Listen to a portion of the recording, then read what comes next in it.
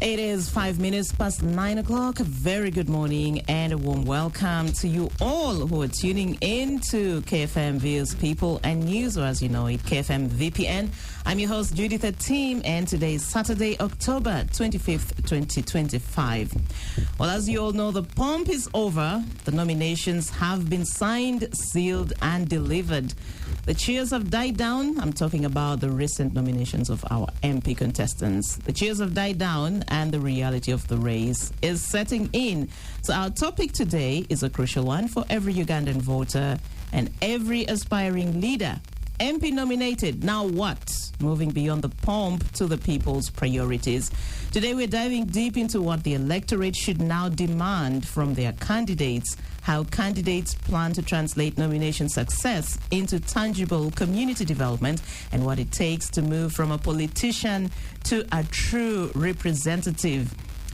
And joining me in the studio today is an excellent panel of guests representing different perspectives and parties. First, we have George Musisi, MP contestant for Kira Municipality under the National Unity Platform Party ticket. He's also managing partner, Pace Advocates. George, good morning and welcome to the show. Pleasure to be here, Judith. Good morning, and always humbled to be here. Thank you. Good to have you. Thank you. We also have Isaac Kwagala. He's a respected civil rights lawyer and a member of the People's Front for Freedom. Welcome, Isaac. Thank you, Judith, and good morning. I am pleased to be here today to participate in this discourse, which I consider most important as it touches on the governance question of our country. Thank you. Thank you. Also with us is Ivan Masawi, a youth MP contestant for the Eastern region, flying the flag of the Forum for Democratic Change Party, FDC. Good morning, Ivan, and welcome to the show. Yes, thank you very much, Judith, and the management of the program. I do love the VPN program so much, and I'm always happy when I'm on the other side of my spoofer. Listening. Today I feel you're being listened privileged, to, yeah. and I extend my appreciation to the team here and the production team. It is really glad to be here, and I look forward to a great engagement. Well, thank you very much. Of course, I'm waiting for my last guest from the ruling NRM party. That's Herbert Anderson Burora, who is the MP contestant for Nakawa West constituency. He should be here in a short while. So, gentlemen, the two of you in this room right now were successfully nominated. So I want to know your experiences. What was it like? Was there anything unusual? Was it smooth? What was it? I'll start with you, George. Well, I was nominated at Wakiso District Headquarters. I didn't get any challenges. Of course, the returning officer had issued guidelines previously to on what they call the pre-nomination exercise, where you had to submit all the requirements, mandatory requirements prior, which we had done, and they were all verified prior to the set days of 22nd and 23rd. And of course, Wakiso, unlike other districts where people had to book time, it had to designate a particular time for every constituency. Wakiso has, I think, 9 constituencies. So every constituency was designated a particular time. That means that all the aspirants or candidates for the constituency would meet at the same time and would be nominated one after the other at the same time. So we didn't get any challenges. I think Kira Municipality was designated for the first day at 3 to 5 p.m. and we all met there, all the 9 contenders. And I think 1 hour and a half later, all of us were out of the room.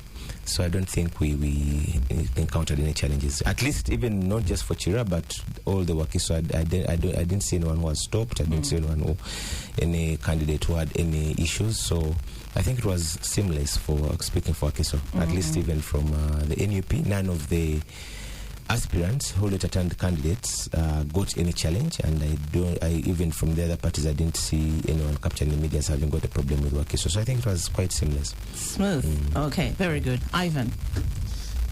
Majority of us, special interest groups, we were nominated from 7th Street at the headquarters of the Electoral Commission. Mm-hmm. Anyone running for a special interest group getting nominated for MP is not an accident. You should have begun the journey far back because it is a college vote. Mm-hmm. You should have known who will be your 10 delegates that will escort you and who are your 2 nominees and seconders. So, just like it is in the Parliamentary Elections Act, Cap 117, you do prepare for nomination like any other MP, but you do go through a voting process that may differ because of even how your campaigns of college are. They are not popularistic that will shout, but you need to be strategic. Mm-hmm. So I didn't, and most of colleagues who came around, like our young people were being pushed. Maybe he has not got an off from a magistrate. Maybe he never came for verification of a receipt. But from closure, I had even an opportunity to interact with our commissioner for youth at the special interest desk at the Electoral Commission. No candidate turned up and was bounced. That is also good for our meaning democracy. they satisfied all the requirements at least for nomination. Yes, even those who are not having were guided and enabled to see that they are given a chance. Mm-hmm. So I think Electoral Commission on the nomination exercise tried its best. Given the era has gone digital, most of the processing of papers are easy to find out. Voter locators are got through digital systems, not files like in the past. So with the digital era, it also, I think, is their work. But I also believe with the increasing literacy levels, the quality of candidates also has a bit increased. So these are people who have high potential that it really beats understanding to see why they would be rejected. You imagine you are an EC returning officer, which reason would you have to reject a council here? I was at Bishop Senior. We know him from that side because when I was a member starting the Bishopian League, he was one of our good friends who used to visit us and tell us, young men, you'll thrive. You call yourself an elder. And the Bishopian League under Jagwe has thrived. We are quite doing well, but he's one of us that side. Okay, that's interesting. So for the youth, how many people are you running against in Eastern Uganda? In Eastern, we were nominated 6. 3 of us are from political parties. And then we have 3 independents who lost in the NRM primaries who returned. Yes. Interesting. Isaac, I know you are not contesting as a candidate, but you've also been up and about supporting candidates from your party, the PFF. What was your experience? Personally, I was in Rukunjiri, where I went to express solidarity with one of our party members, and now the candidate for the Rukunjiri municipality seat, Ingrid Tulinawe, who is also a leader in our party. The process was rather smooth, except that the opponent, who is the NRM candidate, the Lieutenant General Henry Tumukunde, made several attempts to disorganize our nomination. So our candidate was compelled to go before the scheduled nomination time, which was originally 10:30 a.m. So we had to smuggle her into the nomination grounds very early in the morning at around 8, because we got wind of a plot to scuttle our nomination exercise. So what exactly do you mean he wanted to disorganize the nomination of your candidate? The intention was to ensure that our candidate is not nominated, because, as you know, there has been an harmonization exercise across the board regarding the various geographical and political setups in the country. So, in the instance of Rukunjiri, it had been agreed that our candidate nominates at 10:30, and then General Tumukunde nominates later in the day at midday. But in the night, through our intelligence sources, information came through that he had mobilized a huge crowd to block our candidate not to access the nomination grounds. Is that a concern you raised with the EC? We did raise it with the district security organs and the EC particularly, but we are glad that we were facilitated by the EC to ensure that the nomination of our candidate is successful very early in the morning. Okay. So that's, well, so it means everything has gone well for everyone. So just for you who is listening, I just want to just give you some of the figures. So what's at the end of the election season, we expect to have 353 directly elected members of parliament. We expect to have 146 district woman representatives elected to parliament. We expect to have 5 representatives of older persons to parliament, 5 representatives of persons with disabilities to parliament, 5 representatives of workers to parliament, and 5 representatives of youth to parliament. Now, I was asking when George said there are 9 people contesting for the same constituency, and Ivan says there are 6 people contesting for the Eastern Youth MP. So clearly you can do the math and see how, I mean, we're still waiting for an official tally from the EC, but clearly you're going to see the numbers pushing into the thousands of people who are seeking election to parliament at whatever level. So that's just what I wanted us to, just to give that kind of insight. So let us now look at the other issue that emerged during the week. We had a tragic accident along the Kampala road, claiming more than 40 lives. And also, I'd like you to comment on that, and then I'd like your reflections also on the ongoing presidential campaigns. Judge, I don't think, are you on the trail now, or you dropped after Busoga? No, this week I've not joined. I've not been on the trail. I last went to not just Busoga, but to Mitiana, the area, Champas and the area. But of course, I've not been on the trail, only that I've been closely following my presidential candidate, and of course from the media other presidential candidates. It's also important to note that there are some presidential candidates who are spending more time resting than than campaigning. I don't know, unless it's with the media who have deliberately not covered Mr. Bulira and Mr. Elton Joseph Mabirizi. We've not seen their campaigns quite prominently. But I think it's also been quite well. It's important to note that the media, especially the media, and many political players prior to the campaigns had painted a picture, a very pessimistic picture, that, you know, these campaigns are going to be very violent. You know, in Uganda we have been used to normalizing the abnormal things. We saw a very violent election in 2021 where people are still missing, people are still in prison, people are still mourning loved ones who were shot on the streets of Kampala in November 2020, and so on. So people thought that this is going to be another battle. That's why some not so good-hearted people are saying, you know, the campaigns are lacking vibe. I don't know whether their understanding of vibe is killings and maimings and imprisonments.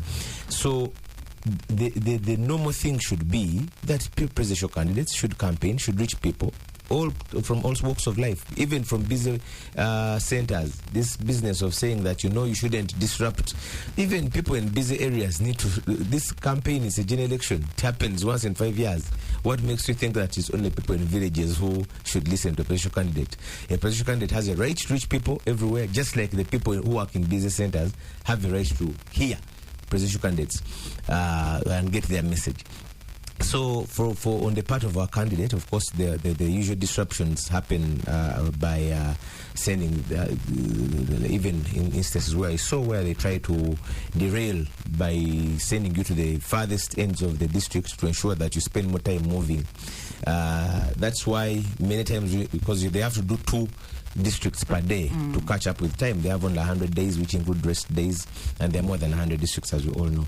So you find that you reach a rally where you have only a candidate has less than an hour to address the people, because you know there are strict timelines regarding campaigning time and so on. But still, it's worth noting that he has been able to reach out to many of the people despite those few glitches, and I think that it will continue that way. We should not normalize the abnormal. A presidential election is such an important thing that people should be able to campaign freely and reach out to people wherever they are. That should be the normal thing to do. All right, thank you. Ivan, your reflections. How is your candidate doing? And what are you seeing from other presidential candidates? I think we should first remind Ugandans, like Councillor said, that there are 8 presidential candidates. Some even don't know the 8, but there are 8 in number. Others are enjoying vacation. The Right Honourable Nandala Mafabi is in Bugisu, where he has been since Thursday. And if I'm to give my assessment of how the presidential campaigns have been moving, majority of the state-inspired restrictions by DPCs and other DCs, because as a first-time presidential candidate, you don't have the advantage and influence like people who are coming back for the second time. You have to penetrate deep. You have to fight for space. You have to fight for visibility over people who may have built a mass over you. But there have been a lot of restrictions, especially in rural areas where threats and the diversions are intentionally done to take you to a road which will cost you more of the damage in terms of time and logistics. I think it is not good. We would like to see a presidential campaign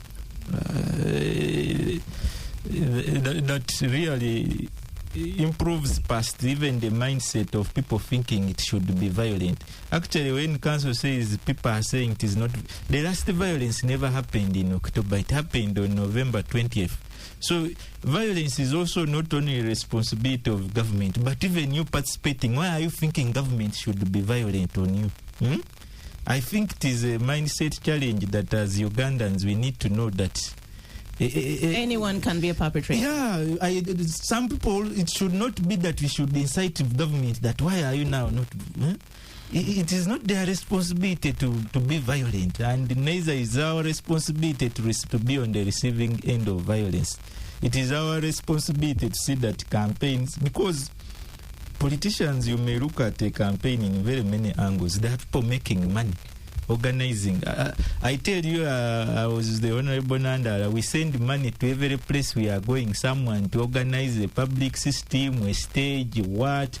That taking that money in their pockets. They're not delivering on the logistical things they're supposed to. It is their job. They are vending jobs out of the presidential campaign. So why would you think of violence to derail those people from earning a living when presidential candidates will sleep in hotels? These hotels are owned by people.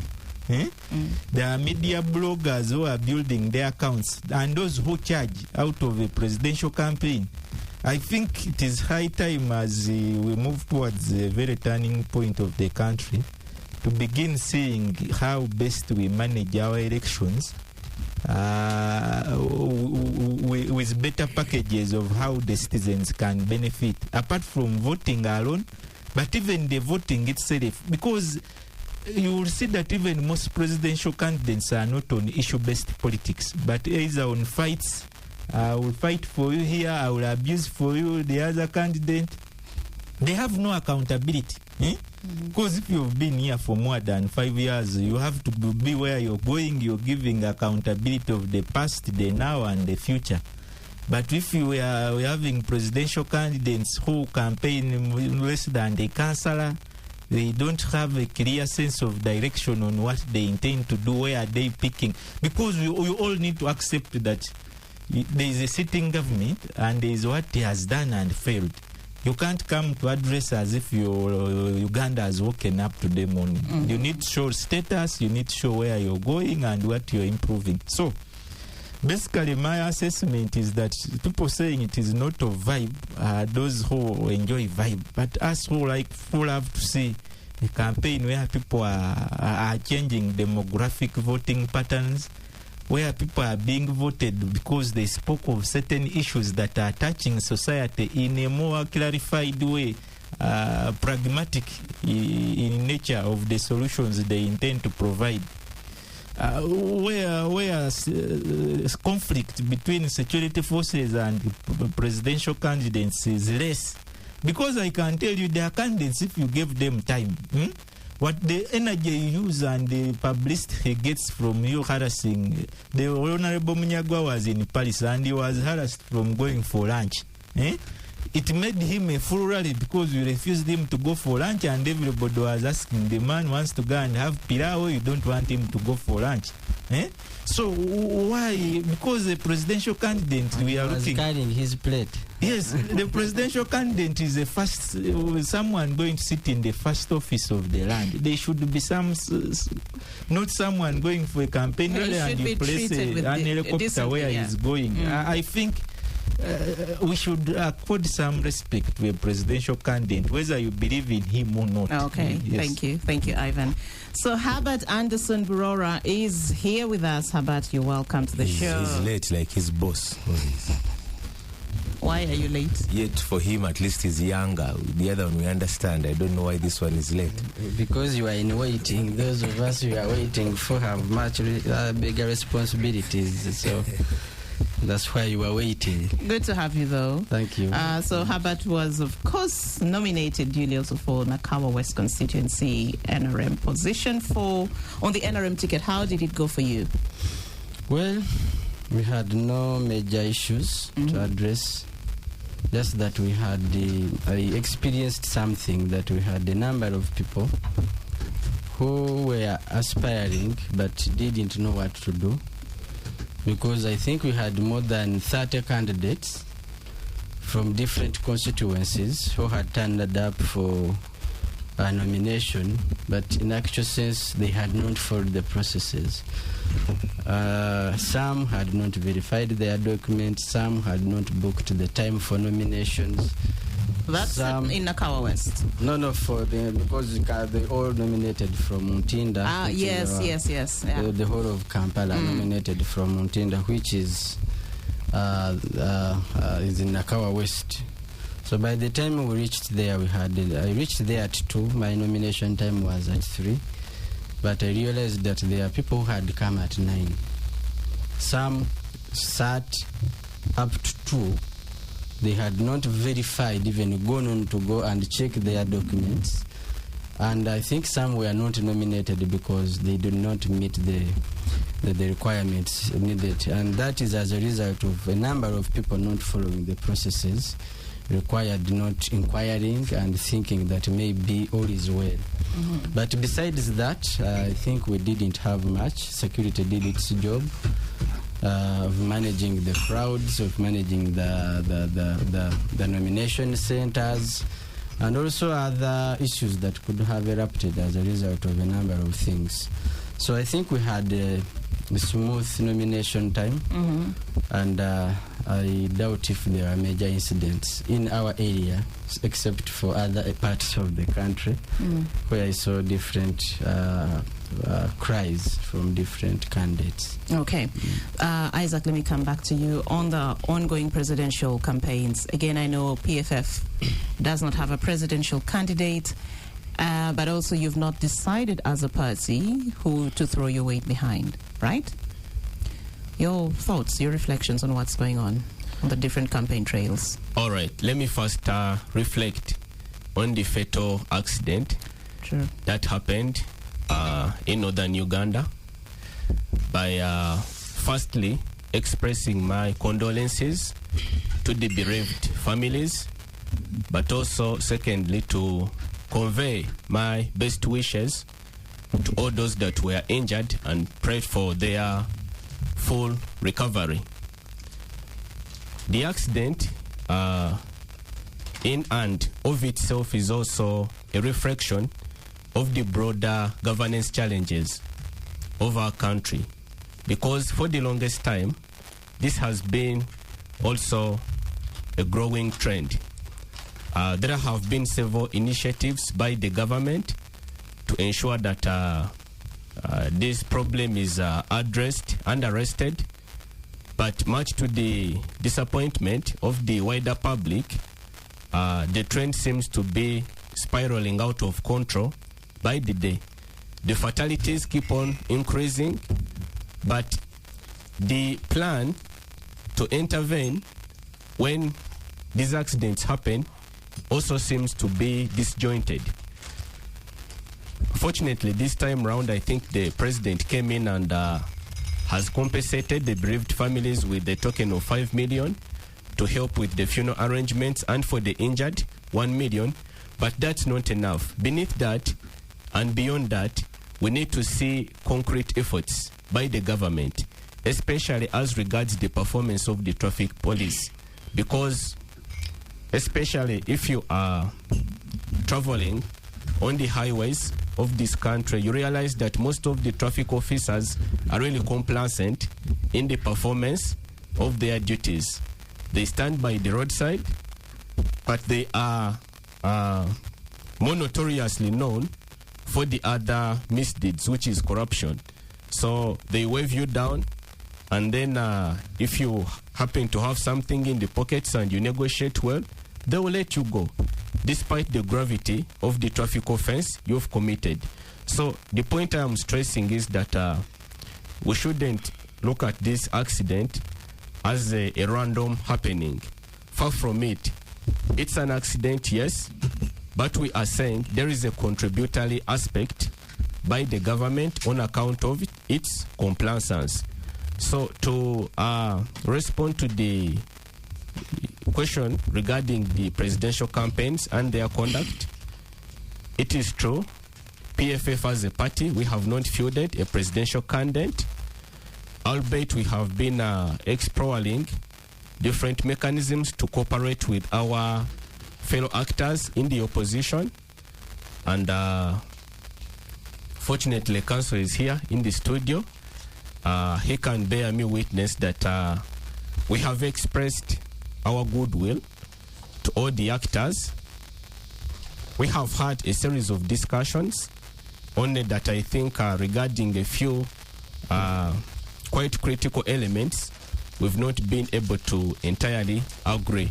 But nonetheless, we associate with the broad cause of change and liberation for the nation. So they have our best wishes. Next week, we shall be in Lukunjiri to launch our manifesto, which is an event that seeks to draw the various political actors in the party, but we also seek to extend invitations to the other political parties in the opposition. Because I think the most important objective, which we should all keenly facilitate, is to ensure that our people have a new realization of what is required, what should be undertaken to realize change for the country. Mm-hmm. If we do not agree on all the elements of how we can achieve that, at least let us agree in principle that we may act on the various fronts, but let our destination not be a point of disagreement. Thank you. Yeah.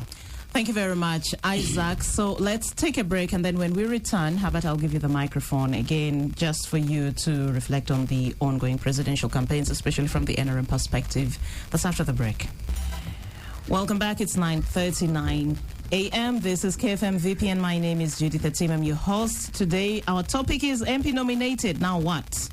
moving beyond the pomp to the people's priorities. And I have with me in the studio Councillor George Musisi, MP contestant, Kira Municipality on the National Unity Platform Party ticket.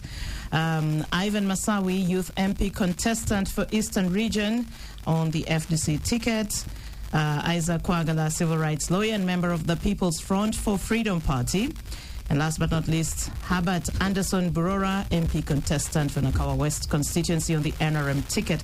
Herbert, the microphone is yours. Your reflections on the ongoing presidential campaigns. I'd of course like your thoughts on your candidate, the incumbent, President Yoweri Kaguta Museveni, how his campaign is. But of course, you would also, it doesn't hurt if I could also hear your thoughts on what the other candidates, what you think of the other campaign trails in about 5 minutes, please. I think what we see is what others see. My candidate, President Yoweri Kaguta Museveni, is consistent in his campaigns. He has always followed all the guidelines required by the Electoral Commission.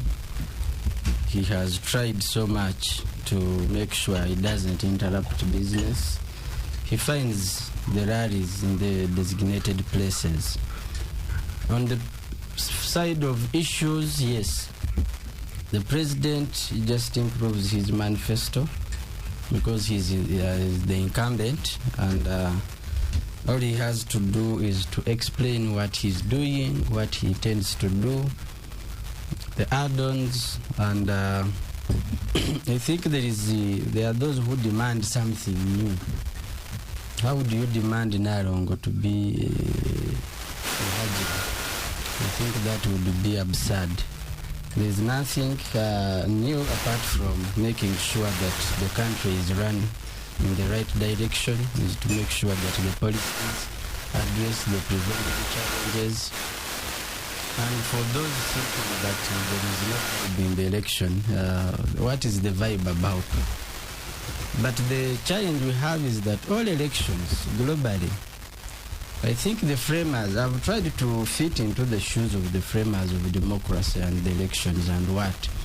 I think people thought that by 5 years or 4 years or 7 years or 10 years, there are those challenges that are emerging that either require a new leader or that require consistency, depending on who is addressing those issues in the right direction. If you look at the previous US elections, there were standing challenges that leaders had to address. US has to address its global policy, its foreign policy in terms of maintaining its status. It had to address the issues of the emerging Russia, China, and other countries, India, Ukraine. It had the issues to address with the Palestine and the Israel war. It had issues to address with the immigration in the US and its trade and what. So Biden, rather Kamala and Trump, they had to give the right direction that was fit for the citizens to think that this is the person who will address these issues. But for Uganda, and certainly this time, it comes at a time where we don't think we have those pressing issues that require a new leader or that are topical discussions for the country. It finds us, these 5 years finds us, I think, in a comfortable zone. And the only discussion is change of Museveni, and another person comes. That's all, and I think for me that is now still, because it has been a discussion since 1996. And when I was coming, I don't know who was speaking, there is something that came to my mind. If I was a pastor, I would say, the Spirit of God is upon me. I think Uganda, by the time Museveni came, didn't want democracy, because the much as they might have needed democracy, I think Uganda needed a stabilizer. Uganda needed someone who can come and stabilize the politics. And Museveni did a very, very good diagnosis and did a very, very good prescription to that regard.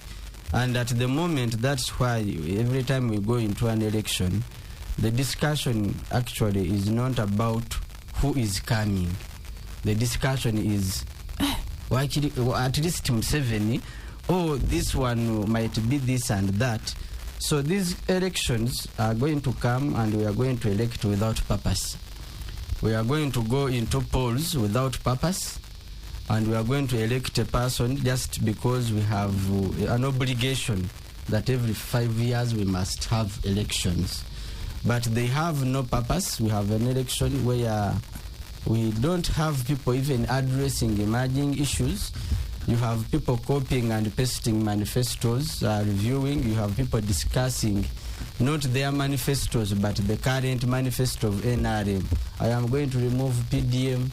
I am going to increase taxes. I am going to to increase your salaries. I am going to do this, but that does not give you the foundation of a campaign. That does not give you, if you are discussing something in relation to another, even George did that. I am doing this because even George did that. Then that makes you no different from George. You are just saying that you want to be an improved version of George, but you are George. So, in my view, this election has no purpose. And maybe the purpose might be in the MPs, because MPs have turned to be demigods in their own constituencies. MPs have turned into local governments. You see now MPs are promising roads. MPs are promising, they have also their own manifesto. I am going to launch my manifesto. You have your own manifesto against your presidential party's manifesto, which is absurd, because as member of parliament, the LC5 chairpersons and councillors would be breaking the manifesto of the party, the structure, taking it down, bringing only that fits your area, because the manifesto is a very big document, that whatever is in that manifesto is not fit for everywhere. Some are specific. So we would be breaking and said, if they are talking about electricity, for example, in Kampala you are talking about affordability. In Wiyende or in Gomba they are talking about access. In some areas, maybe like Kalangala is an island that has no hydropower. They are talking about something different. If you go to, for example, Isingiro, they are talking about access and affordability. So when you are talking about electricity, clean water, roads, there are roads where certainly you are not going to talk about tarmacking, but you are going to talk about grading to make sure they are motorable. So for you, you would just say, according to our status, in this manifesto, I am going to pick and emphasize on the component of making sure that our roads are motorable. Some areas don't have clean water. So here you are talking about the cost of bottled water. You are talking about waste management. You are talking about this. There are areas where that is not applicable. So as lower local governments and the MPs who supervise lower local governments and the functions of other organs in the area, we would be breaking these manifestos to make sure that everyone picks what is fit for them and they can thrive on that. Some areas are talking about referral hospitals. In other areas, they are demanding for at least a health center too, where they can get malaria tablets, where they can get Panadol, where they can get first aid.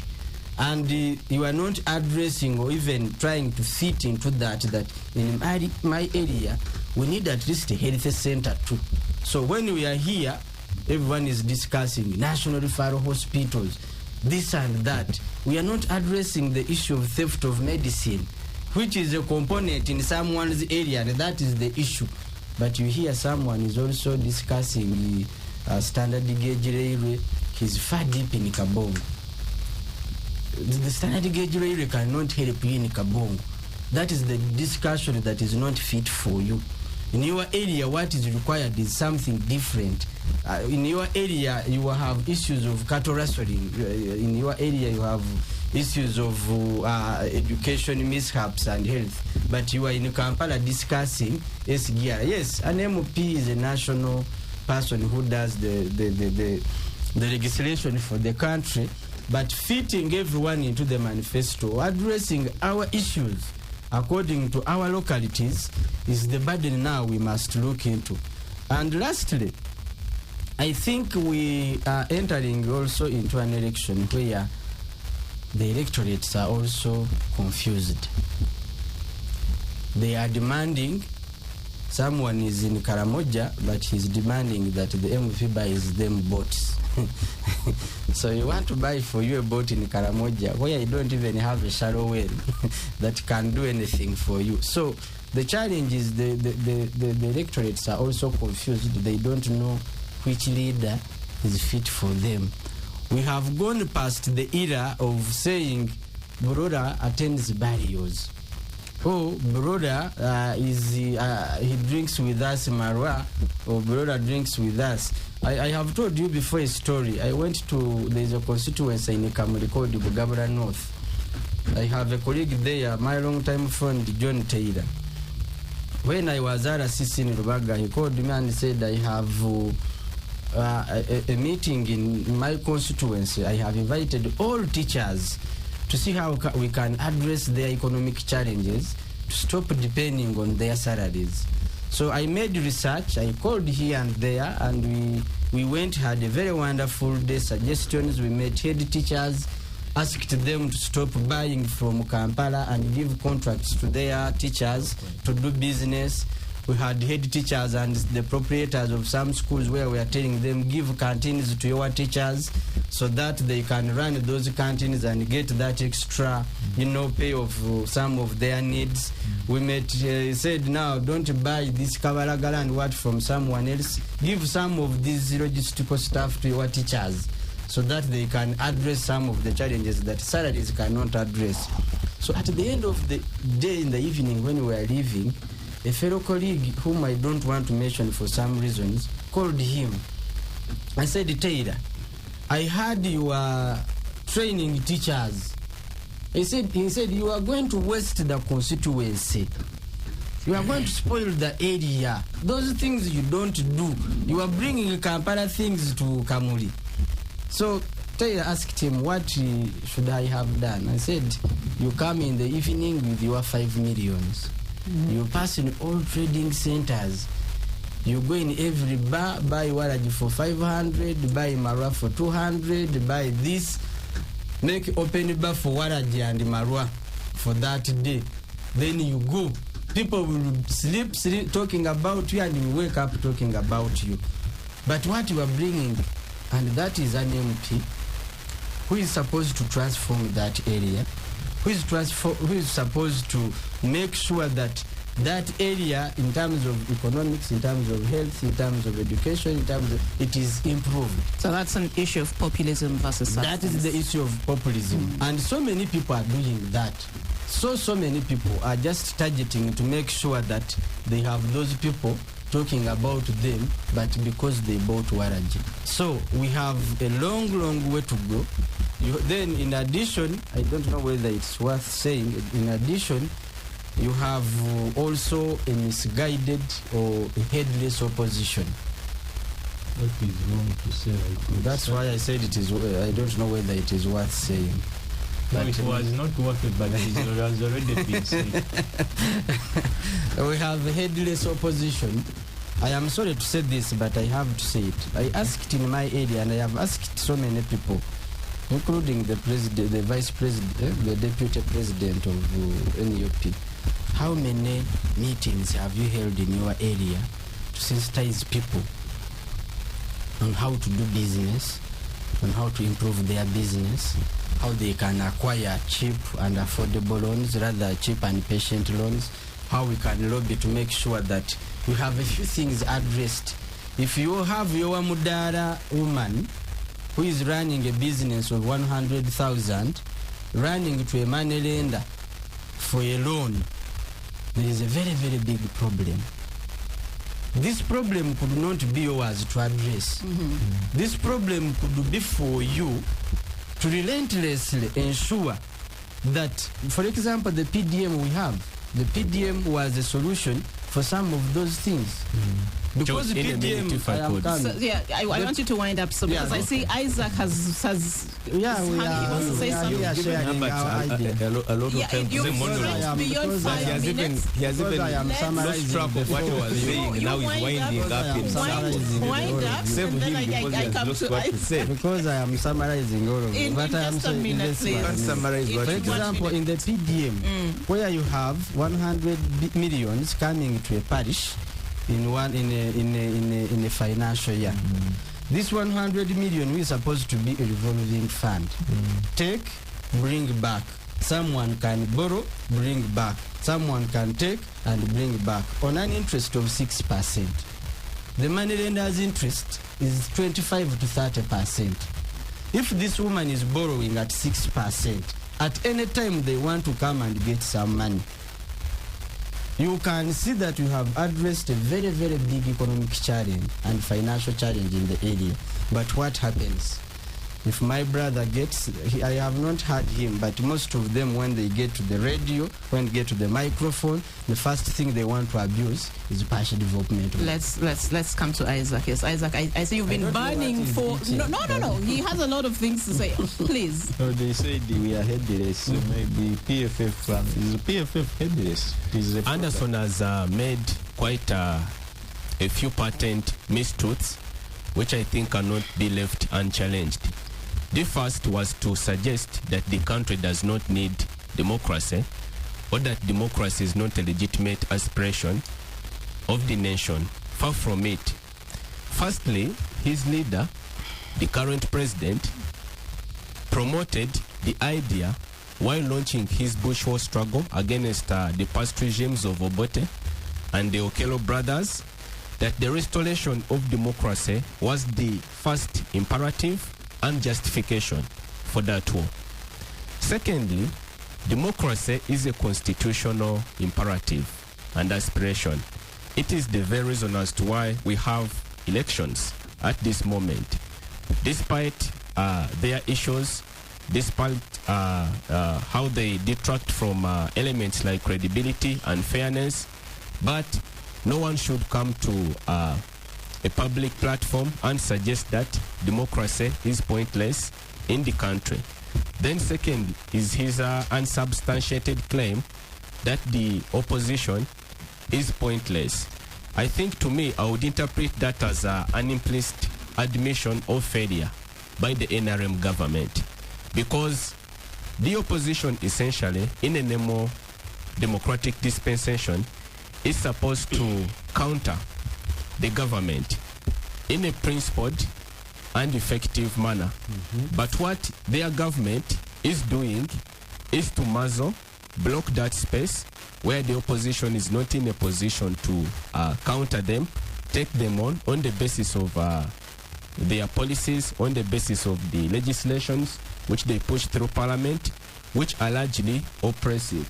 So I think Anderson should go and revise the political orientation of the NRM, because he seems to be so many paces away from what his party leader and the presidential candidate is promoting on the campaign trail vis-a-vis what is asserting here on the program. Thank you. So, I wanted to give you gave my brother a lot of time to wind up. And I have another question for you. As you respond to him, as you respond to him, I also want to know, of course, the topic is now you're nominated, now what? So the celebration is over. I don't know if you celebrated or if your supporters celebrated your nomination, but I'm sure there was there was definitely excitement. You've jumped the first hurdle. So now what is your first priority for your constituents of Kira municipality that goes beyond political rhetoric? After you respond to that, I would like to hear your thoughts on that. Well, first of all, when we first react to what Albert said, first of all, he said it's absurd that what is more absurd is listening to a person seeking to join parliament saying elections are useless. because he said that the presidential election is useless. If I'm to follow his theory, he said, the NRM candidate is so strong, he cannot lose, so the elections are useless. So do people in Nakawa West who believe that Anderson won't win, should they believe that elections are useless in Nakawa? I think you didn't hear me right. No, you use that word actually. You use the word they're useless. I said So the election has no purpose. yeah, okay, that is a different diction. If a person seeking to join parliament says presidential elections have no purpose, then I've not had something more absurd this week. Then people, even if first of all, even if you look to the legality, he should know that government, as our constitution dictates, is running for 5-year term. So how does he think that they should this government, if they think that the president, one person candidate is so popular, they should not have an election, they should just continue? Or even if you have to follow his argument that his candidate is superior, then why shouldn't the same principle be followed? There are people like me who believe that is not among the contenders in Nakawa West. Shouldn't we think that we should not hold elections in Nakawa West because we have one person who is popular? In any case, if the opposition is useless or headless, like he calls it, then his work is cut out for him. He doesn't even have to campaign in Nakawa West since he's running against, he's the NRM flag bearer, he's running against opposition candidates. He should just take a vacation. He doesn't have to campaign because there is barely no opposition. However, they are Ugandans with issues. And Anderson represents the tragedy of the elites. Anderson here, 10 years ago, was agitating for jobless Ugandans. There has not been any deliberate. You don't have to. I listened not because I agreed what you are saying, but because it's decent. So stop heckling. What has the government done in attempt to say that, okay, my point then was that there are no jobs for youths. Now they have created 10 million jobs. Less than a year ago, he started a front calling fighting corruption within NRM himself. I don't know whether he succeeded in that. But what I'm saying that represents the tragedy of the elites, that the moment their immediate needs are met, they abandon the issues they fought for. There are people agitating for, even if you look at their manifesto, when you talk about fighting corruption, you can't fight what doesn't exist. There are people in Uganda today who have been voting either positively or by omission. Some have been voting by going to the vote. I am one of those who believe that the last election cycles, 2021, 2016, 2011, it's always a referendum because of the military regime that has overstayed, of people who think either it should go or it shouldn't. And so people turn up to vote in numbers. Last year, the last election cycle,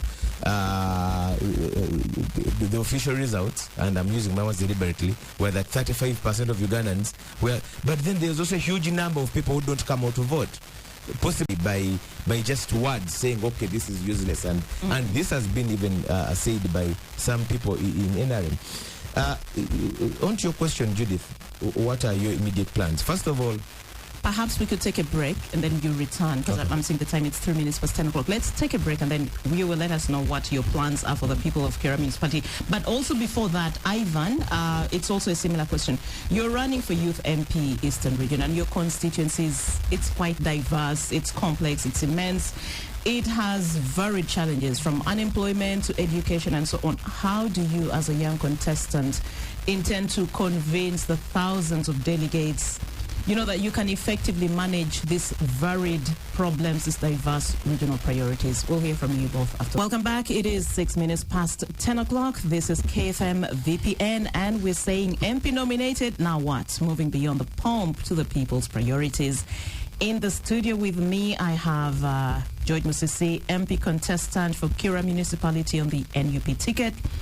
Ivan Masawi, Youth MP contestant for Eastern Region on the FDC ticket.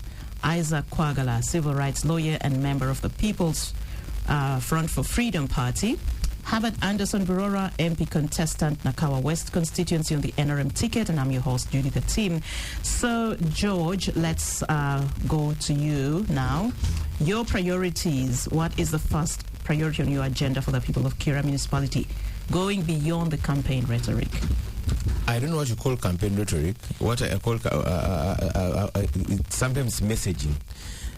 What I would call rhetoric is if you're given a space to put that messaging into action and then you don't.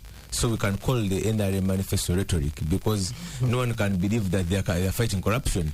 They have had a chance. So first of all, when you're running, the only point, I agree with Anderson out of his 30-minute monologue, is that yes, indeed, when you're running under a party ticket, your aspirations should be tailored to the party position. That should be a candidate running for under a party platform should not have an independent manifesto. You amplify what your party already has. or remove what is unique to your constituency to what your party says about that particular positions. And of course, there can be a number of issues. One of the things that are concerned, of course, Chira, like many other places around Uganda, is largely a youthful constituency with a number of people. I think over 70% of people are young people. Young people who are facing problems of all sorts of kinds. The same that are facing maybe in Kawempe, in Masaka, in Mukono. Some are employed, some are unemployed, some are educated, some are doing sports. All the 54 villages of the municipality have sports teams, football clubs, some are boxing. So what any leader would do, the question would be, what are your plans for those people? Now, we know that the MP's roles are designated and are clear. And the issue now, and that has caused the debate and in the media is, you remember when we gave out party cards, some people kept on saying that, but how do you give this one over this one? Because of failure of government, people have even moved away from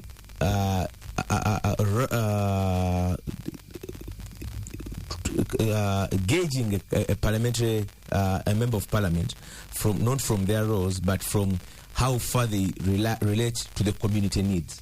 That is why we see some of them buying ambulances, some of them are paying school fees. We see some of them, of course, that comes out of because of absence of government. Now, what is my message beyond rhetoric? First of all, I believe, and I had one of the contenders for Chiram saying, do you know that the role of an MP is simply the four? One of the four is representation. The representation relates back to the community. Whereas I know and don't understand that an MP is a national leader, but you're still an MP sent by Nakawa West, by Chira, by the youth. You're a national who has a constituency, meaning that you're representing a constituency and their interests and their voice. And that is why all these things of where people say you lobby for us, because you're representing that if because lobbying is not one of the roles of any member of parliament, but it could be part of representation. It could be part of representation because you go there as a result of those people, you become a national leader, but you don't cease being a representative of those people. That's why I also think that one of the things that are lacking, and not just in Chira, but many other, because I've lived in Chira for over 20 years, and I've never even been summoned to a community hall meeting or a parish hall meeting to say that we are going to interface with either a woman member of parliament or because that's what I was saying. You are right. Because representation involves a relationship with the people, and that is why it's wrong to say that an MP the roles stop at only these particular issues of saying, okay, I legislate, which is good, because it's part of your constitutional roles. It's part of your constitutional roles. So I'm running under the NUP ticket. The NUP has listed a number of things that I can even give you. I have your manifesto. But some of those which are quite pertinent to Chira, I've mentioned the issue of jobs for the youths, the issue of rule of law and administration of human rights. Of course, Chira has faced a brand of misgovernance. Even the people, the NUP people who are in custody for the last 5 years, the Machete group, about 4 of them were from Chira municipality, and some of them who were released were under the Olivia Hotel group were also from Chira municipality. And many people tend to think Chira is Kungu, Buate, Nigeria, when they go through the apartments. Actually, Chira has more ghettos possibly than Kawempe. People don't know that. So it has people who are always facing the brunt of the law, where illegal settlements. The illegal settlements, the arrests. When police come to arrest, of course, because of the issues of the ghettos, it's easier to carry out those massive arrests. So and then the issue of the NUP is also very strong on the issues of education and health. In the Chira municipality, many people don't know that there are schools without even power, government schools, power or running water. You go to Nakwera and there's school without power, a government school. So people tend to have that imagination of Chira. So we are talking about basics. We're talking about basics. However, I'm also mindful that the biggest issue we have in the country now, irrespective of who is the MP of Chira or otherwise, is the issue of the liberation of the country. And I'm talking about the liberation of the parliament itself as an arm of government. The long stay of the NRM government and the creation of the life presidency by the 2005 and 2017 constitutional amendments have created a situation where the executive wants to usurp, and it's almost creating a fusion of parliament. The legislature is almost fused with the executive, just like it wants to take over the judiciary. I think that is what should be also the principal preoccupation of all right-thinking members of parliament who go there. Of course, one of the challenges we have is the question of the status quo. Are people interested in having the status quo where parliament is almost becoming a department of cabinet? That's where we are now, Judith. And for me, I think that should be the preoccupation of the next legislature. How do you reclaim the sanctity, the independence of parliament? Thank you. Ivan, let me come to you. I know there are cross-cutting issues, of course, that George has talked about, and so many other contestants in the various capacities want to address issues of jobs, unemployment, access to education. But for your constituency in particular, the young people, these are perhaps the biggest priorities. You will be elected by a college. How do you intend to convince the thousands of delegates, youth delegates, that you can effectively manage these diverse regional priorities? Before I answer that, you will allow me to go back to Herbert. Yeah, actually, you've been very quiet and thank you. I've been following him for years. When I just finished my first engineering degree, I was still renting in Chambogo, and he was our RCC around even up to the COVID era. And he used to carry out illegal arrests. When you look at people who are in NRM, and there are those who are ordinary, and those really you see the extraordinary because of how they apply their communication and reasoning, including conduct. I can say he's one of the people who have been in NRM that they're extraordinary, because at some point when he's so conscious, he clashes with their system. This is why you see him, he has clashed with the speaker. When he's not dissatisfied with the party chairman, he can speak it, and because he has had that, it is because being radical has been part of him. But what really radically wrong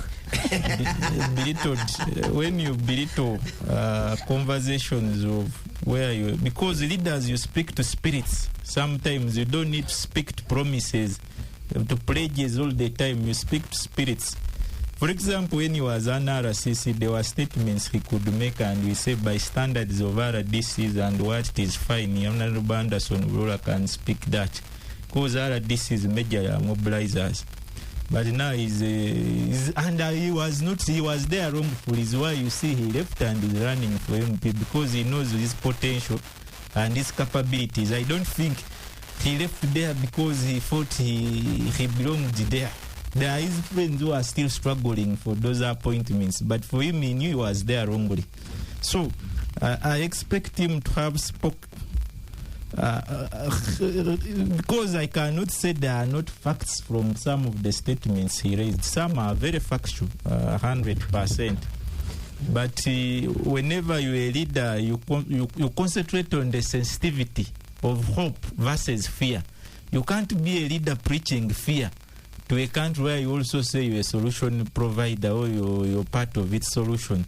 So coming back, so there are things we could forgive him as an RCC, but if he wants to be a member of parliament, are you saying he still has an RCC mindset? No, there are things when he mentioned as an RCC, because averagely, not him, but averagely by standards of his colleagues, they make certain statements, not him. But now as a because I've told even when he was there, you would feel he's extraordinary by the way he conducts himself. And by the way he debates, he reasons more than some of the ministers in his party. So we expect him to have some standard that is consistent. The inconsistency is very bad. So coming back to your question, the youth in Uganda, if you look at the 11th Annual Equal Opportunities Report 2023-2024 by the Equal Opportunities Commission, one of the issues was the imperative regional imbalance in terms of service delivery. The reason why you see that NRM is having a special campaign program to restore the youth is not that all NRM programs are failed, but the tailoring of the programs to connect with the youth in terms of sustainability is where the gap has come from. Programs that come more as a first aid than the solution have been part of the key challenges. Just like all aspirants for MP speak that there are cardinal roles of an MP. When you're a regional representative, you represent the identities of that region. That the 4 big regions in Eastern, Busoga, Teso, Bukedi, Bugisu, then there is Esebe, which is also part of the region. Although most cases you feel that with their potential, they have even not tapped it, given the sports boost they have, given the infrastructure disparities of the good Irish that we would also be promoting around the country, and the tourism basket itself. But like I said, I came from a background that the highest school I attended is Bishop, where he has connections. But I'm a product of both UP in primary and Mbale Secondary School, which is a state managed school. So I can say that we go through these systems, but if I remember my A-level class of PCM, how many of us go to Chamboga and were given an engineering degree like me? We were 5. Out of a class of 200 in Mbale Secondary School who would get national merit. And we have a lot of people who still don't hit the threshold. We don't take away the first aid put again that the government has now, through the office of the president, brought skilling hubs and what. But first, in a country which is just growing, you don't want to begin from the worst as if opportunities have since died. Because planning for you, other people's children, something that is not good is easy, but let them plan for yours. We don't come in this Uganda to build a Uganda for mediocres. We come here to build a Uganda where everybody should thrive by their potential in terms of ability, but also what they can put to table. So whenever you see people reducing Ugandans that you're mediocres, you are at a mercy. Even the governance that is occupying us is because there is some group of people that have chosen to be mediocres and need to liberate their mediocrity in their head before they come to the actual reality that we need to face.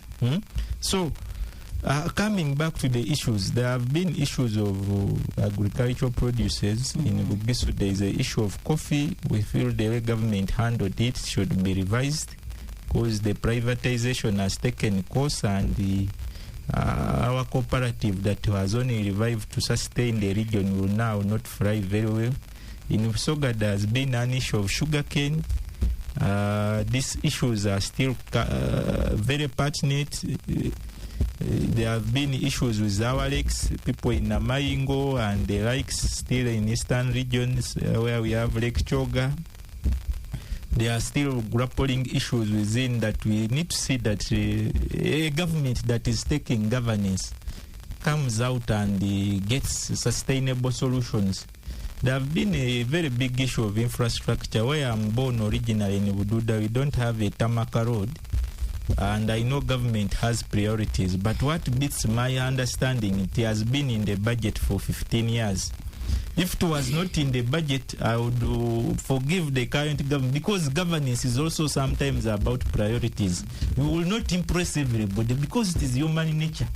You can't say, I'll be a president, give PDM, give every district the road it wants, give everybody. And because President Museveni got the mentality of giving people free things, is why you see even those who have learned want to struggle for RDC jobs, they don't want to go anywhere and face interviews, begin small. Everybody wants to go begin at the same, let me begin at the same level as brother. Even one who is very dull, not to his standard, wants to think it should be a guarantee. People should use their capabilities, and that is a creation that government, you need to create an environment. And why I come here is that as a person who has been born in the region, grew up in the region, seen the imbalances in the region, a region that has never had a president is Eastern region in the whole of the regions in this country. A region that is good at producing flower girls who escort serving presidents and but they never go back to their people and see that their communities are thriving. So I come out to say that the uncertainty in young people in Eastern Uganda about the future of their leadership is one of the issues we want to talk about. Because very many people are uncertain about the future. When you see some of these old politicians who are MPs for 40 years, it's because the young people down there have sat on their minds. They have been reduced to mediocres, that it is the other person who can best reason. For you, your reasoning is limited. It is measured, it is calibrated. When the thermometer reaches 20, it will blow. I think is why I told you leadership should be speaking to the spirit. I want to speak to the spirit of young people in Eastern Uganda to rise and know that we have a future to participate in building together. First in agriculture itself. Eastern region is very fertile. Government has... I want you to wind up in a minute. Government has intentionally, over the years, created programs around agriculture. This scheme of fraud that it created via...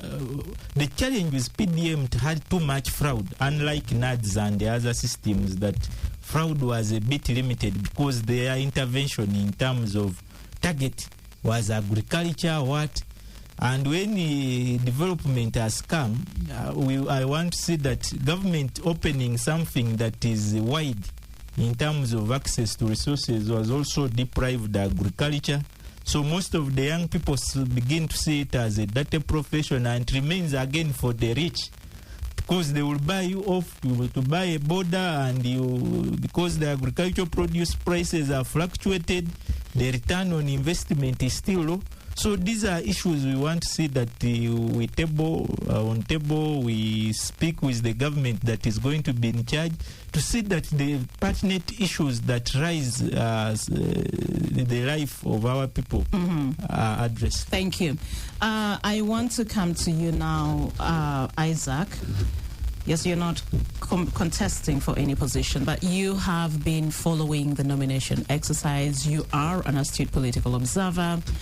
So you've been also looking at these political developments using a legal lens, a human rights, a rights-based perspective. I would like to hear your thoughts when it comes to holding these nominated candidates accountable to the spirit of the law and their promises. If you could do that in a few minutes, and then we take a break and we will open the phone line so that we could also have our listeners participate in this discussion. I'll give you the microphone now. May I say first that the best way to understand the issue of the manifestos by the respective candidates from the presidential level downwards to the grassroots level is to retrace back to our country's history.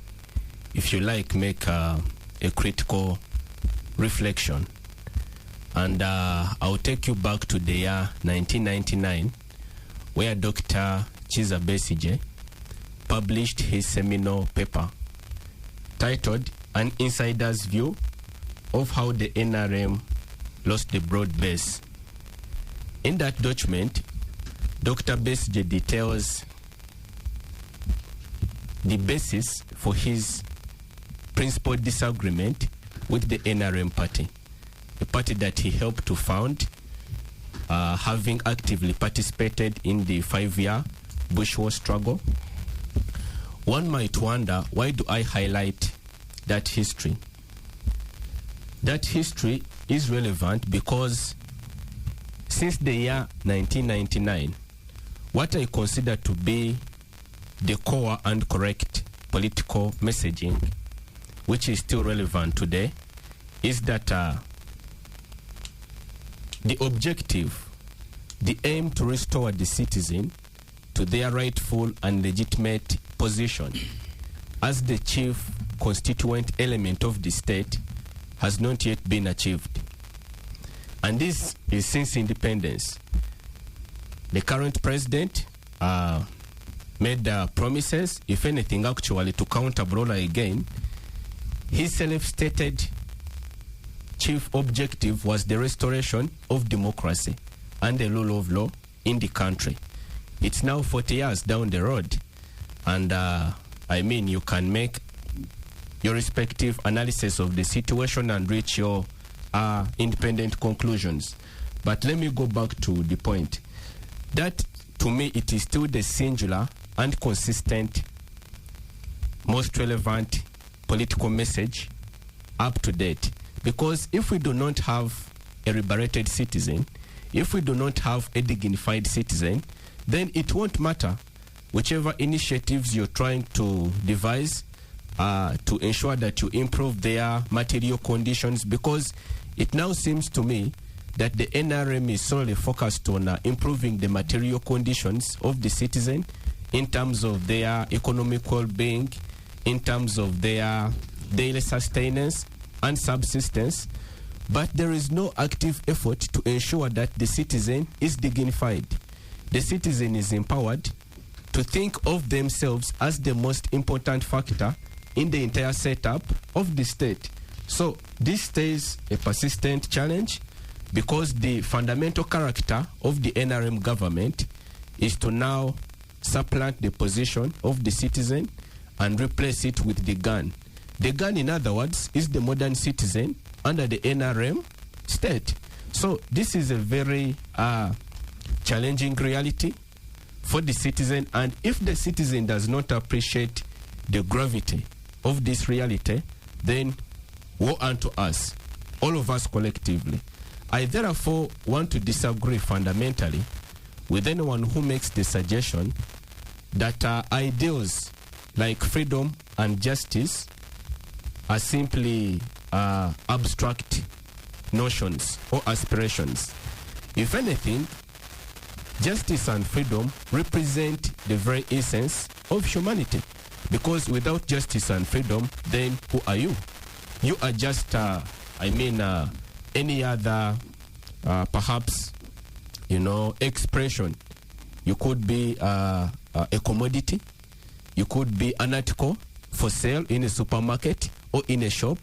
What clearly distinguishes you from all that is that you are a person whose autonomy and integrity of personality is respected by the state. So that is the point I want to emphasize, that all these manifestos, what should underpin them is the idea that the individual integrity and autonomy of the citizen should be respected by the state. All the other issues are secondary to me, honestly speaking. Because if you want to alleviate my condition, my material condition, let's say I am a poor person in Bukedia, where the speaker comes from. You say I should participate in a government initiative like PDM. You perhaps extend financial assistance to me of 1 million. But then tomorrow, when I entertain a land boundary dispute with my neighbor, I cannot find justice in the courts of law. Then what is the purpose of the money? If, for example, my child is abducted, Council here has just highlighted that as a challenge, a real challenge for the population, even in his constituents. if I cannot go to the courts of law and demand that my child is produced in the courts of law, as is dictated by the Constitution, then therefore what will all the other initiatives serve to me? So the question of dignity cannot be really overemphasized.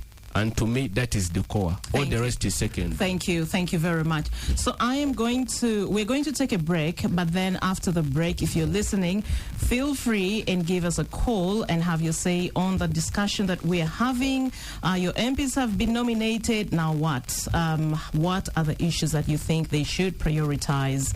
So the numbers to call are 0393 933 933, 0393 262 933, 0393 262 934, 0393 266 933, 0701 933 934, 0751 933 900. That's after the break. It is 10:37 a.m. Welcome back. This is KFM VPN. My name is Judith Atim. I'm your host. We are discussing the topic is MP nominated. Now what? Moving beyond the pomp to the people's priorities. And the guests in the studio have George Musisi, MP contestant for Kira Municipality on the NUP ticket.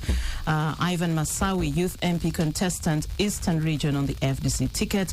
Isaac Kwagala, civil rights lawyer and member of the PFF. Herbert Anderson Burora, MP contestant, Nakawa West constituency on the NRM ticket. Do give us a call and be a part of the conversation. Your MP is now nominated. You're happy. This excitement is over. What next? Okay. What are the issues? How do they prioritize the people's priorities? We have a caller. Hello. Yes. Hello. Good morning, Judith. Good morning. Good morning. And thanks for the show. Thank you. May I know who I'm talking to? This is Dina from Nabweri. Yes, Dina from Nabweri. Having experience it. I vote from Katikam North. The 5 years we voted under the influence of the umbrella. Okay. And those 5 years, the second that we voted has not been anywhere in the picture. But surprisingly, the one we left not voted for NRM Gaddafi has been serving. He has been serving, has put up boreholes, he has done everything, and he has been catching. Does anything? It's just clear. We are ready. Dina, when you vote an MP, what are the issues that you consider as a voter that you think they should prioritize? Are they coming down to getting down on us people, checking on being in touch with the constituency, right? Yes, like schools, boreholes, the roads, how are they fixed? Like serving, being there for people. Okay. Thank you very much. Yes. Okay, hello, another caller. Yes. Good morning. Good morning. I cannot hear you very well. I don't know what the problem is. Hey, okay, I'm calling in from PG. Who is this? This is Kasamba. I'm a teacher. Hey, Kasamba from PG. Please proceed. Yes. Now, let me give some comments about what has been taking place since the meeting began. Yes. Number one, really, where is this country heading? Actually, where are we going? Because if we look at the rate at which guys have gone to apply, they want to become MPs, I think we can all become political leaders in the whole country. Now, who will be leading who? Now, look at the scenario where we have seen the Speaker of Parliament. You have seen since the time of NRM nomination. Your connection is bad, eh? Yes? You have very interesting things to say, but your connection, I am not hearing you very clearly, really. So, can you hear me now? Yeah, that sounds better. Oh. Yes. Oh. My question has been how those political leaders, especially those beginning with the government, have been behaving. For example, how can a full speaker get involved in such rubbish? You update people, because what Kabbalah posted from NRM primary up to now. You are saying that there is no person in the who can qualify to become an MP and contest against the speaker. Please, let me say this in Uganda. NRM tekyaswaza tekyaswala buli twaswaza kati aneta ye NRM. Okay, thank you Kasamba. Yes, hello. Hello. Yes, good morning. May I know who I'm talking to? Good morning, Judith. You are speaking to Robert from Chira. Yes, Robert from Chira. I'm so happy for your program. Thank you. I appreciate you. And thank you for serving the nation. Thank you very much. I appreciate you for being a part of the struggle. It is my responsibility, please. Now, yes, I'm always listening to you. Thank you. And when it comes to the issues of vote, I am just few meters away to my polling station, nearly close to vote. On my side, I'm not going to vote a party. I'm going to look at a person who is going to raise the issue of public, the issue of the lower people. For us here in Chira, we have a lot of issues right now. As I speak, our electricity is 1 year down. It is less than 100 voltage, which is not enough even for our local fridges. Yeah. That is because we have poor leadership. And when you look at the issues of road, from Chiwologoma up to Chiwatule, this road has never been solved ever since when. Under construction. They are telling us it is going to be done in such period of time. We have been waiting and waiting up to now. It's still under construction. Until when? It's terrible. Look at this road from Taliwajala up to Matuga. Actually, It is not yet in proper use. So what I'm looking at in this vote is I'm going to look at the person who solves these issues and the issues of unemployment among us as youth. As me do this, I can tell you, there's a corruption when it comes to employment. Well, thank you. Robert, I need you to wind up. We have other callers to also talk to, but thank you very much. I do appreciate you for making your contribution. Thank you, too. Thank you. Hello? Yes, this is Ati. Yes, please. Good morning. Who am I talking to? Morning. This is around God Willis. Who is God Willis? God Willis around. Yes, please, my brother. Proceed. Now, I thank all your guests. Thank you. But I'm somebody who is so observant. I remember Brora, when they started with hunting him, right from RDC position, they dropped him, they appointed someone else. And we thought Brora was now going to open our eyes, was going to become opposition, he campaigned NRM everything. He went back to NRM, he opposed, yes, he was opposing Anita Mong, which was not bad, he was expressing himself. But we, as a citizen, we thought was now going to stand on his word. But later he came and is still doing the same problem. I want to urge people of Paper West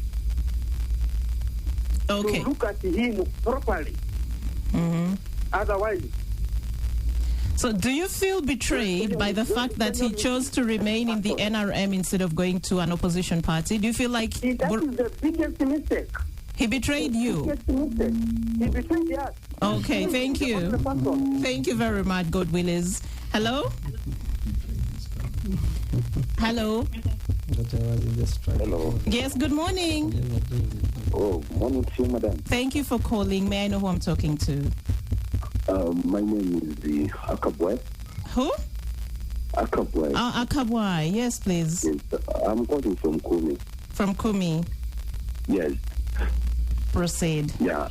Yes, I know what I want actually to comment regarding this program is, first of all, the program is so important in such a way that it can let the citizens to know also the roles of the MPs. Thank you. However, in the politics we are in currently, I can see most politicians or the MPs have deviated from their role. Instead, they have now decided to invest on tricks of confusing the voters. I give an example. First of all, I want to appreciate some MPs in our region. Let me say Teso. For example, I thank the Minister for Agriculture, that is the Adoa. Adoa. I also thank Speaker, that is the Anita Among. Now, when I come directly to our constituency of Kanyumu County, yes, the fact that I can tell you is Kanyumu County currently is in a very, very deep ditch. Why am I saying this? When the incumbent was looking for voters during the first time, the guy came actually promised to people and he confused the minds of people that he has money in kilograms that he cannot even know the number of kilograms. But really, people decided to entrust him, the guy with the vote. And he came with a very, very nice program that really suited it caught up the minds of the voters. Akaboy, just a moment. So this guy told you he had so much money that he didn't know how much he had. So is that what influenced the voters to choose him? Were they influenced by the money? Yeah, because he promised really people that he was going to give better service delivery.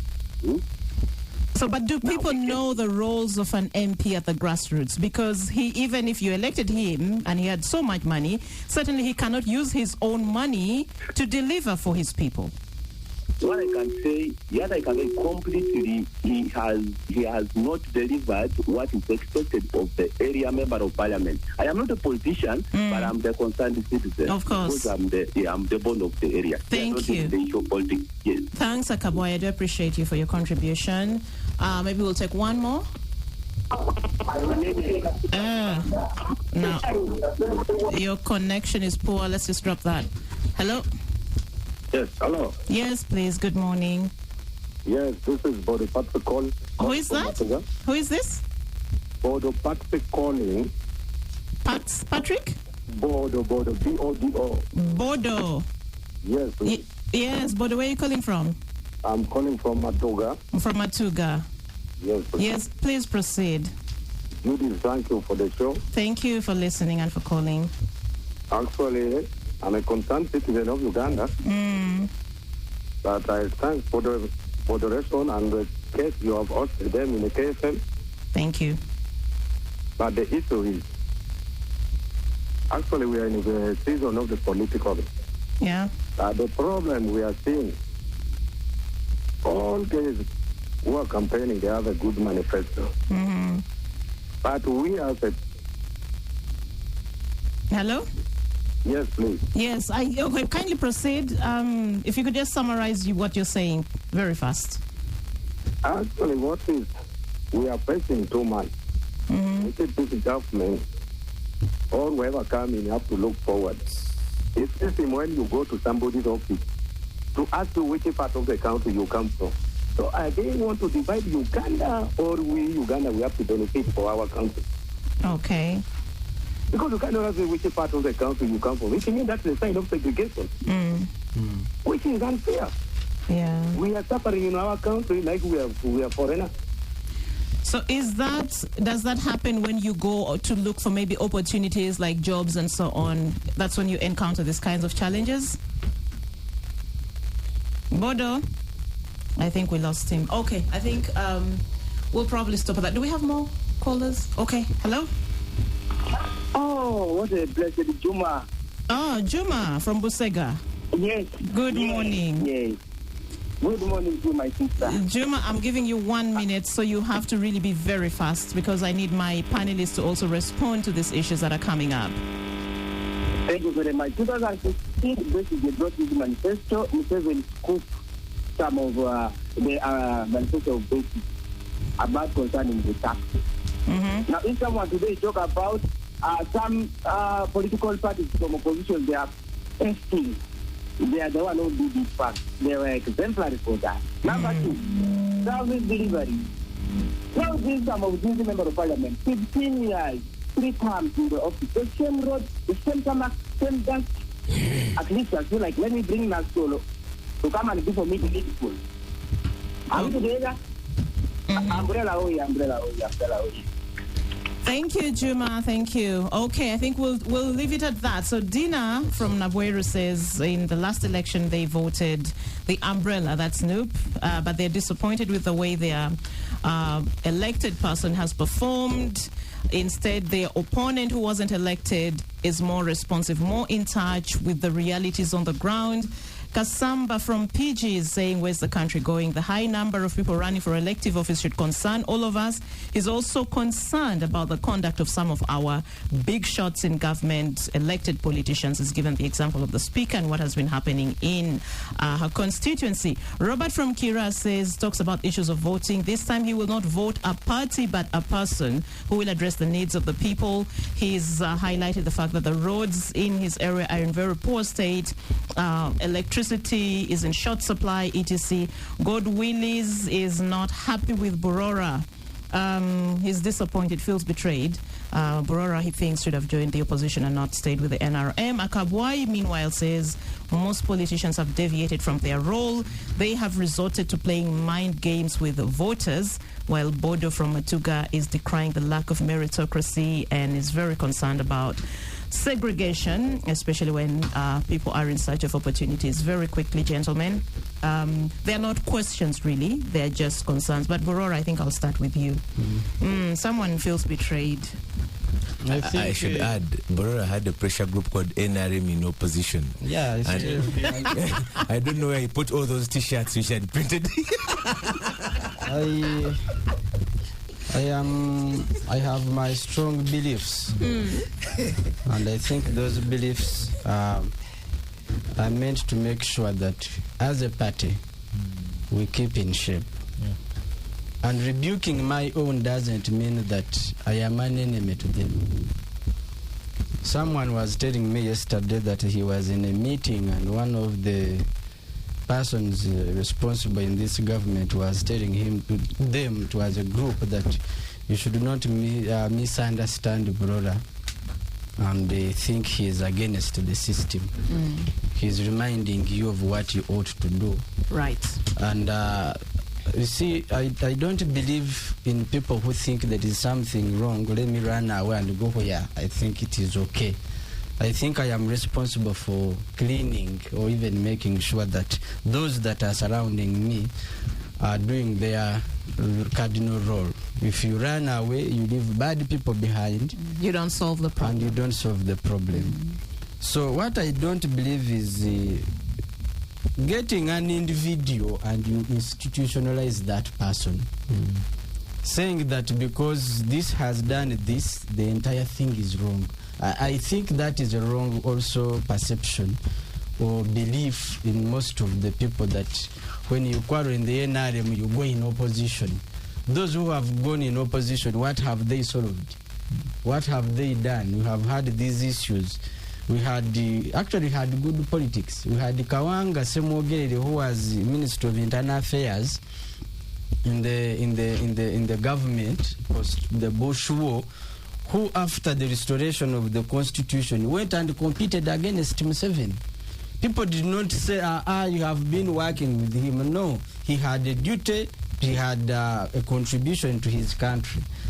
Then if you go on institutionalizing that now you see what this one has done, I don't want to mention names. No. I'm saying we have about just 4 minutes to go. The party has an important role as a party, and we should single out those individuals, leave the party because the party has done nothing to people. Then lastly, and this is an encouragement to my young people, because I have seen also this to the in the people power, rather Noop, where one has not been given a ticket, the other day is in another political party. That is totally wrong. It makes you a very, very bad character. You have been talking about resilience, you have been talking about, there are those core values they talk about. Loyalty, what? Now, where is the loyalty in you that you have been singing, that you have been preaching? So, let us all in our respective areas learn to critique, learn to disagree irrespective of who it is. Like he said, in 30 seconds, at one time we had a meeting and I was involved. It had the president and a few ministers. They were talking about a few things. Everyone was agreeing with the president. So I was sitting at the end of the table. So the president said, are you a spy? You came here to steal secrets. You are writing and you are saying nothing. So I said I didn't say anything because I tend to disagree with all of you. And we had an interchange of about 10 minutes, disagreeing with him and replying back. And at the end of the day, everyone said, you are gone. How can you reply the president? How can you disagree with the president? But why am I in the meeting?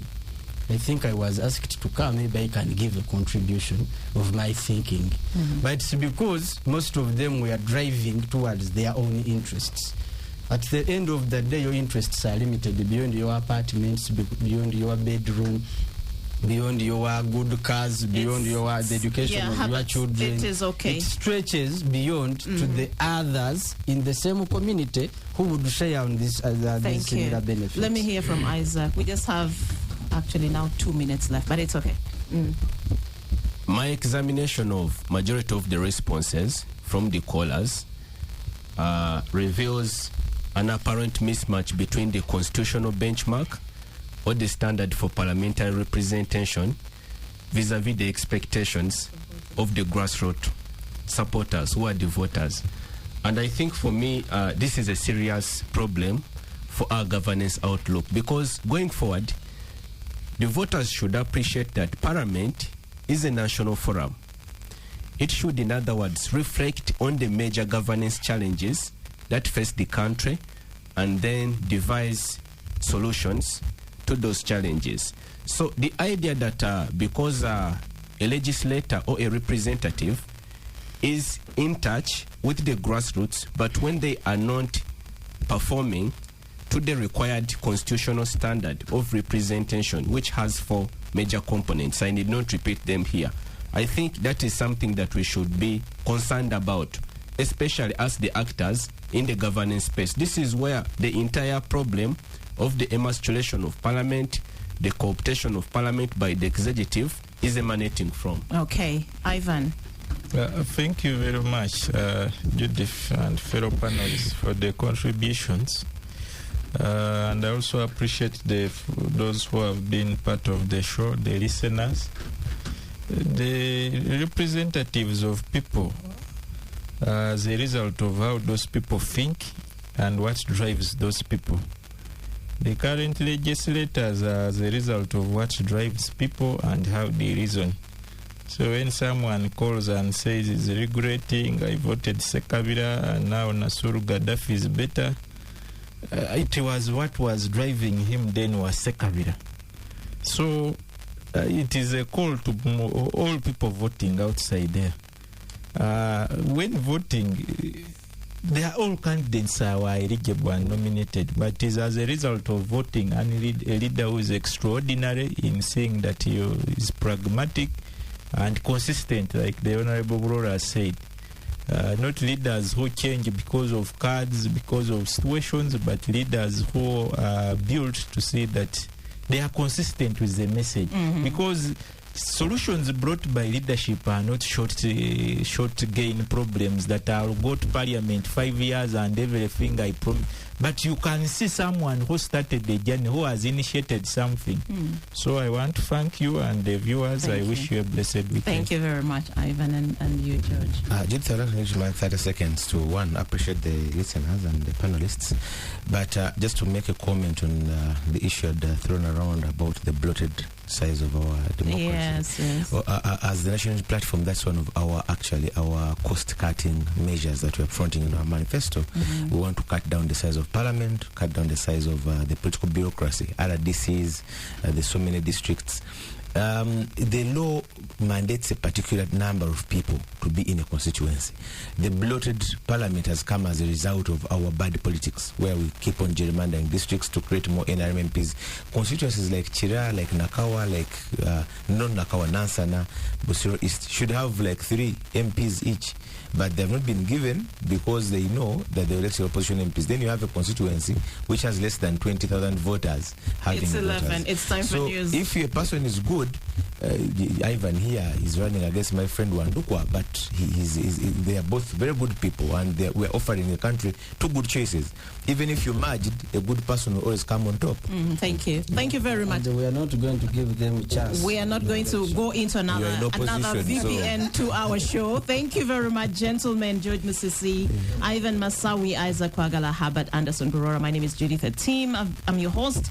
We've been talking about the MPs who've been nominated, and we're asking now what and how to move beyond the pomp to actually addressing the people's priorities. I do appreciate you all for your insights.